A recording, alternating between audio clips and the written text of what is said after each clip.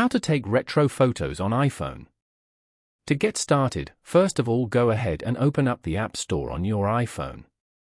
Once here, tap on the search bar to find and type in Dazcam.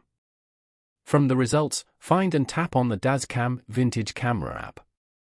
Here, tap on Open to open the app. You will be taken to the app's homepage. Inside the app, tap the camera icon at the bottom to open the camera interface. Now, tap the camera model icon in the bottom right corner to see different camera styles. From the list, select the camera model you wish to use, such as CPM35. This is one of the retro camera styles. Aim your camera at the subject and press the shutter button to take a picture. After taking the picture, go to the album icon at the bottom left. Here, tap on the image to view the photo you just took with its vintage effect. Following these steps, you can easily take retro photos on an iPhone.